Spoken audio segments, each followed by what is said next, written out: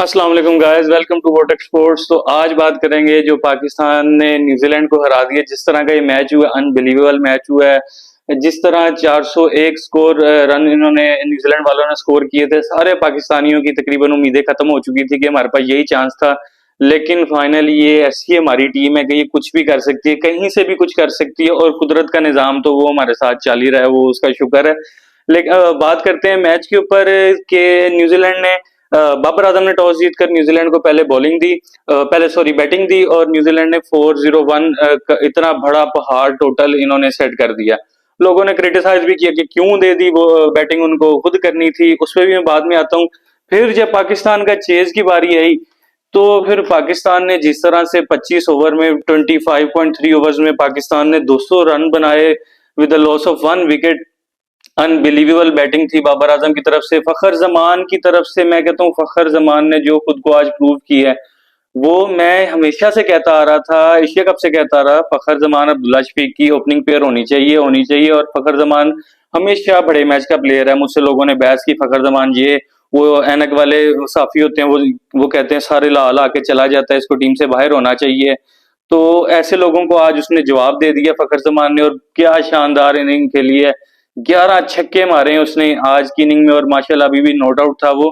तो मैच में बात करते हैं कि न्यूजीलैंड ने पहले जब बैटिंग की तो 35 रन डेवन कॉनवे ने बनाया, जिसको हसन अली ने आउट किया। उसके बाद 108 रन सचिन रविंद्रा, जिनकी बहुत आउटस्टैंडिंग फॉर्म लगी हुई है, उन्होंने फिर से तीसरी सेंचुरी कंप्लीट की आज अपनी वर्ल्ड कप की। उसके बाद केन विलियमसन, जिस तरह से उनका थंब भी इंजर्ड था, नी की भी उनको इंजरी थी, लेकिन उन्होंने वापस आके 70 समथिंग बॉलों पे 95 रन स्कोर किए। बहुत अच्छी इन दोनों की पार्टनरशिप थी, बहुत अच्छी। इन्होंने एक किस्म की इन दोनों ने पाकिस्तान की होप्स खत्म कर दी थी जिस तरह ये बैटिंग कर रहे थे। और केन विलियमसन की जितनी तारीफ करें उतनी कम है यार। वो उठ के भी आए तो फिर भी बॉल को वैसे ही मिडल करता है जैसे वो कोई 200 रन पे खेल रहा हो।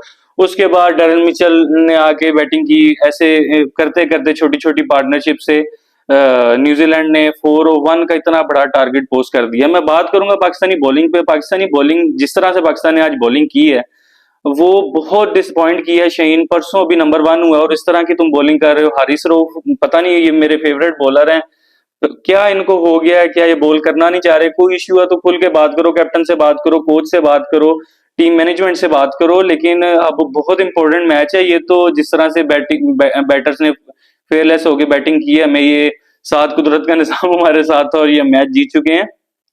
आइंदा आने वाले मैचेस में अब अगेंस्ट इंग्लैंड जो मैच है, वो आउट ऑफ फॉर्म में, आप लोग उनको ये बॉलिंग करके इन्फॉर्म कर दोगे।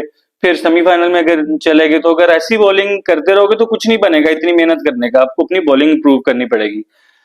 टॉस का डिसीजन के ऊपर मैं बात करता हूँ। टॉस के बाबर आजम ने जब टॉस जीतकर उनको पहले बैटिंग दी कि आप पहले बैटिंग करें, तो हमारे कुछ एनक वाले जर्नलिस्ट हैं, वो फेसबुक पे बैठे रहते हैं। वो बस उन्होंने जिंदगी में कुछ अचीव नहीं किया। ये सिर्फ मैं नहीं कह रहा, जितने भी जो भी कीबोर्ड वॉरियर्स हैं उनके लिए लोग यही कहते हैं कि उन्होंने जिंदगी में कभी खुद कुछ अचीव नहीं किया। 1% भी अचीवमेंट नहीं है उनकी, लेकिन वो ऐसे हेट है कैप्टनसी पे, लानत है, ऐसे वर्ड यूज करते हैं, मर्जे, ऐसे ऐसे लोगों ने वर्ड यूज किए हैं। अब उनको, मैं उनको तो समझाना नहीं चाहता, आपसे बात करता हूं कि बाबर आजम की बॉलिंग चूज करने का अच्छा डिसीजन ये हुआ कि हमें अपना टारगेट पता था चेज करते वक्त, क्योंकि उनको पता था हमने फेयरलेस क्रिकेट खेलनी है, क्योंकि हमारे माइंड में था एक 35 ओवर में हमने चेज करना है। क्यों? तो उसी तरह से इन्होंने माइंड बनाया था हमने फेयरलेस खेलना है। तो जैसे इन दोनों की पार्टनरशिप हो रही थी, तो बाहर से पेपर आ रहे थे कि ये डीएलएस मेथड है, इतना रन रिक्वायर्ड है इतने ओवर्स में। तो ये सिचुएशन के हिसाब से फिर खेला जाता है। जब आप चेज कर रहे होते हो ना, जब ओवरकास्ट कंडीशन हो, तो फिर आप यही करते हो, आप चेज को ही प्रेफर करते हो। तो आप अपनी ऐनक उतार के, ये जो आप फेसबुक और व्हाट्सएप पे जो आप अपने आप को जर्नलिस्ट समझते हैं ना, आपकी ना आपकी तालीम है ना कुछ है, इतनी अकल होनी चाहिए। अगर आप क्रिकेट का पता नहीं, आप बताते हो मैं 99 से क्रिकेट देख रहा हूँ, तो ये कोई सेंस भी यूज करनी होती है। मैं खुद डोमेस्टिक लेवल पे खेला हूँ, मुझे डेव वॉटमोर ने ट्रेनिंग दी है, मुझे अब्दुल कादिर ने ट्रेनिंग दी हुई है। तो कोई सोच समझ के आप अगर अपनी अकल यूज करेंगे ना, फिर पता चलेगा। जब ओवर कास्ट कंडीशन हो, तो कैप्टन्स की प्रेफरेंस यही होती है कि हम चेज करें, हमारे पास पूरा रिजल्ट है, सिनेरियो हमारे पास होना चाहिए। तो वही उसी तरह से जैसे ही इन दोनों ने चेज करना शुरू किया, अब्दुल्ला शफीक की जल्दी विकेट गिर गई, उन्होंने भी हिट की ट्राई ली, कोई बात नहीं, फिर जिस तरह से बाबर आजम और फखर जमान पे तो मैं कुछ नहीं कह सकता यार, उसने 2 इनिंग में 17 छक्के मार दिए हैं। आप खुद हिसाब लगाएं, जिस ऐसा कमबैक लोग ख्वाब ही देखते हैं कि हमारा कभी ऐसा कमबैक भी हो। जैसे उसने आज कमबैक किया, फखर जमान ने 126 स्कोर की है 81 बॉल्स पे, 8 चौके 11 छक्के। ठीक है, बाबर आजम ने बहुत अच्छी इनिंग खेली है। वही हमारे ये जितने भी कीबोर्ड वॉरियर हैं, इंटेंट नहीं है भाई। आपने कभी बैट को ना, आपने आपको ये नहीं पता होगा कि बैट की ग्रिप की वी कैसे बनती है, और आप लोग ट्विटर और फेसबुक पे बैठ के बता रहे होते हो कि अगले को कैसे खेलना चाहिए। जितने भी कमेंटेटर्स थे ना, वो भी यही कह रहे थे जब रेन के बाद दोबारा पाकिस्तान बैटिंग करने आया था कि न्यूजीलैंड को चाहिए बाबर को आउट करें। वो उसने एक एंड से विकेट संभाली, अगर बाबर आउट होगा तो फखर पे प्रेशर हो जाएगा। लेकिन बाबर ने बहुत अच्छी इनिंग खेली है, वो अच्छी कैलकुलेशन के साथ वो लोग अपनी बैटिंग कर रहे थे। फखर नो डाउट हिटर है, बाबर हिटर नहीं है। बाबर प्रॉपर बैटर है। उसने उस तरह से बैटिंग की, उसने बिल्कुल सही से साथ दिया। वो सिंगल्स लेके उसने देखा उसका बॉल मिडल हो रहा है, वो जहां चाहे छक्का मारा, जैसे उसने साउथी को छक्का मारा, बिल्कुल बैट के एंड पे बॉल एज पे लगी और वो छक्का हो गया। मतलब इतनी उसकी अच्छी फॉर्म लगी हुई थी, तो वो बिल्कुल अपनी तरफ से अच्छा खेल रहा था। बाबर ने भी 63 बॉल्स पे किया, जिसमें से उसके 2 छक्के और 6 चौके थे। वो ऐनक वालों, कोई अकल का नाम लो, ये 21 रन से हम लोग ये मैच जीते हैं, तो वो सोच समझ के ही इन लोगों ने बैटिंग की है, या आपकी तरह वो जाहिल नहीं है, या सिर्फ कीबोर्ड पे चलाना नहीं आता। वो सिचुएशन के हिसाब से मैच देखते हैं। और फिर अगर आप देखें जिस तरह से पाकिस्तानी टीम को बैशिंग हुई, ये हुआ, न्यूजीलैंड का भी तो वही सिनेरियो बना हुआ है। उनके भी वही 8 पॉइंट्स पे आके न्यूजीलैंड भी वहीं रुक गई हुई है।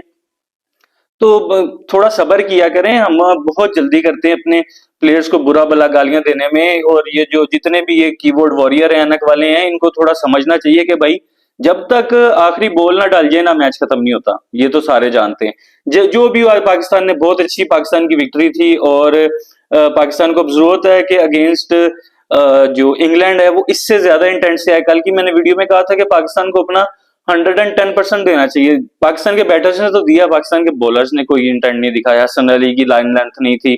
जिस इंसान को सबसे ज्यादा ट्रोल किया गया, वसीम जूनियर को, आज फिर सबसे अच्छा बॉलर वो था। 3 विकेट्स उसने लिए हैं। आप लोग नंबर 1 हो, नंबर 2 हो, क्या फायदा भैया मैं इस चीज का कि जो 77 नंबर पे स्टैंड कर रहा है वो वसीम जूनियर, वो आपसे अच्छी बॉलिंग कर रहा है। तो हमारे बॉलर्स को सोचना पड़ेगा, क्योंकि अगला मैच बहुत इंपॉर्टेंट है। अगर ये लोग नहीं सोचेंगे तो फिर कोई फायदा नहीं है। अगर शादाब इंजर्ड है तो शादाब को बाहर बिठा सकते हैं, इब्रार को ला सकते हैं। अगर इंजर्ड नहीं है तो शादाब को खिलाएं।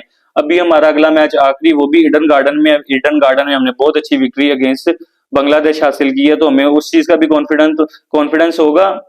और ये जो आज की विन हुई है, इससे ये इतना कॉन्फिडेंस बूस्टर ये विन है ना, इतने प्लेयर बेटर कॉन्फिडेंट हो गए होंगे कि अब सारे पाकिस्तानी प्लेयर्स को, फिर मैं यही कह सकता हूँ ना, 110% लगाना पड़ेगा। लेकिन बॉलर्स को बहुत इंप्रूवमेंट की जरूरत है भाई। ये शायद मेरी जिंदगी का पहला ऐसा टूर्नामेंट है जिसमें पाकिस्तानी बैटर्स डोमिनेट कर रहे हैं, पाकिस्तानी बॉलर्स को मार पड़ रही है। मैंने अपनी लाइफ में जितने मैचेस देखे, मैंने कभी ऐसा नहीं देखा कि पाकिस्तानी बॉलर्स लेट डाउन कर रहे हैं टीम को, और जो बैटर्स हैं वो मैच जितवा के दे रहे हैं। ऐसा जितने भी देखने वाले होंगे उन्होंने कभी भी नहीं देखा। तो हमारे बॉलर्स को स्टेप अप करना पड़ेगा, और तभी हम लोग ये जीतेंगे और इंग्लैंड से। और अगर नहीं किया तो फिर भी जीत गए, तुक्के से जैसे भी जीत गए, तो भाई सेमीफाइनल में जाने का कोई फायदा नहीं। अगर आपने यही आपकी लाइन लेंथ, आपने एक एरिया पे हिट ही नहीं किया, आप कभी लेग पे, कभी ऑफ पे, कभी बाउंसर, कभी वाइड बाउंसर। एक लाइन लेंथ पकड़ो भाई अपनी। एक लाइन लेंथ, हारिस की 150 प्लस की स्पीड है भाई, तू इधर से बॉल गुजार, बैट और चेस्ट के बीच में से उनको गैप ही ना आने दिया लगे। तुम क्या कर रहे हो यार? मैं बॉलर नहीं हूं, मुझे फिर भी पता है।